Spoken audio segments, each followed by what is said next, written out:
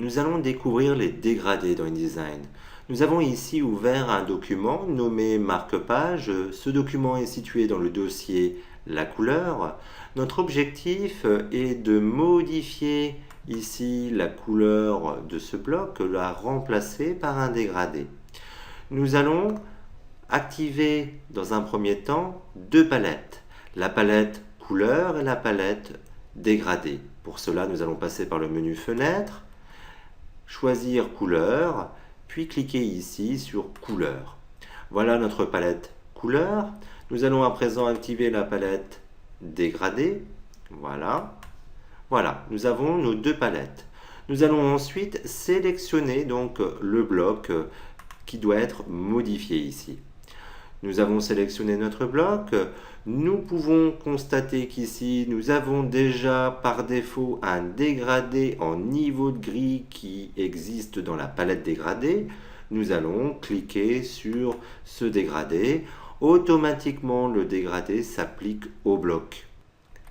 Ce dégradé est constitué de deux couleurs, une couleur à gauche blanche et un noir à droite. Et entre les deux, donc, des variantes. 256 variantes pour être plus précis, puisque c'est un dégradé en niveau de gris. Nous avons ici la possibilité donc de jouer sur l'inversion des couleurs. Si je clique ici, je vais donc intervertir ma couleur de départ de dégradé à ma couleur de fin de dégradé. Je vais revenir tel quel, voilà. Si nous voulons remplacer une couleur ici par une autre couleur, nous allons cliquer sur le taquet qui identifie ici la couleur noire. La couleur apparaît ici dans la palette couleur. Nous allons transformer cette palette couleur pour pouvoir générer une couleur CMJN. Pour cela, nous allons passer par le menu local de la palette couleur et choisir l'espace CMJN. Nous allons ensuite jouer ici avec les différents curseurs qui sont à notre disposition. Nous pouvons sinon saisir une valeur dans les différents champs ici en pourcentage. Nous allons choisir par exemple 56% de cyan avec 61% de magenta, 81% donc de jaune et nous allons rajouter 25% de noir. Voilà, nous avons obtenu donc un dégradé avec une nouvelle couleur. Nous voulons à présent agir sur l'axe de développement de notre dégradé. Nous pouvons ici choisir de définir un angle. Nous avons en effet la possibilité ici de saisir un chiffre et automatiquement donc nous allons agir sur l'angle de notre dégradé. Nous pouvons mettre des valeurs négatives, moins 45. Voilà, ça me permet donc d'inverser donc l'angle de mon dégradé. Il est tout à fait possible d'utiliser un outil pour définir manuellement l'angle du dégradé. Nous cliquons ici et nous pouvons créer un axe et cet axe agira bien évidemment sur le développement du dégradé. Comme ceci par exemple. Voilà. Donc la longueur de l'axe a un impact direct donc sur le comportement de notre dégradé. Nous allons remettre le dégradé en linéaire à 0. Voilà. Nous avons ici la possibilité donc de choisir le type de dégradé. Par défaut, nous sommes toujours sur linéaire, mais nous avons également la possibilité de faire un dégradé de type radial, c'est-à-dire un dégradé qui va partir du centre de l'objet. Nous n'avons pas, bien évidemment, ici la possibilité de jouer sur l'angle de notre dégradé radial. Par contre, avec l'outil dégradé qui est ici, nous pourrions très bien le faire et jouer donc sur l'impact où se situe la lumière, le blanc qui est ici. Nous allons revenir en dégradé linéaire, voilà. Nous avons ici la possibilité donc de jouer sur la transition entre nos deux couleurs ici.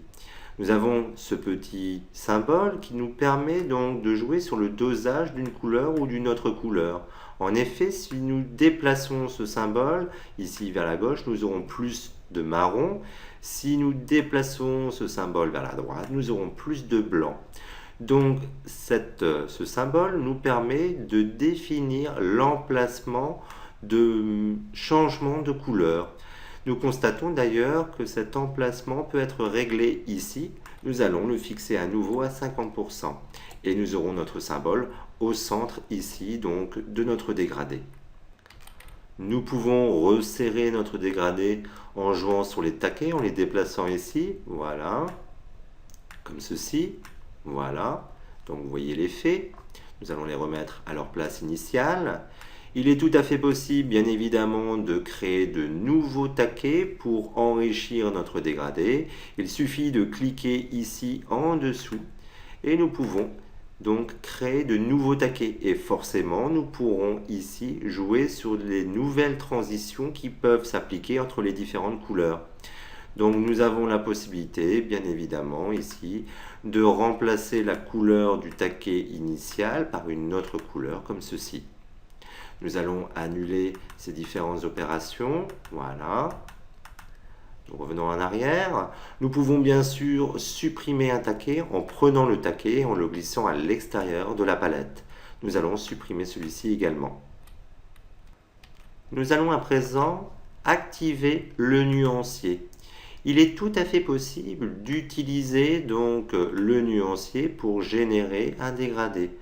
Comment cela peut se faire? Eh bien tout simplement en faisant des transferts de nuances du nuancier vers la palette dégradée. Imaginons par exemple que nous désirons rajouter ici un nouveau taquet, une nouvelle nuance dans notre dégradé. Cette nuance a été mémorisée dans le nuancier. Ici, nous allons la prendre et la glisser ici. Un petit plus va apparaître, je lâche, j'ai généré automatiquement un nouveau taquet. Voilà mon dégradé. Je peux maintenant le mémoriser dans mon nuancier en faisant donc le mouvement inverse. Je prends ici donc le dégradé et je le glisse dans le nuancier. Automatiquement donc une nouvelle nuance de dégradé apparaît.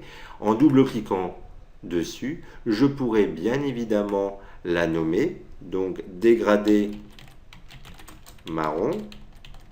Voilà. Et je pourrais très bien agir à nouveau sur les différents paramétrages de mon dégradé grâce à cette boîte de dialogue. Nous allons valider cette opération.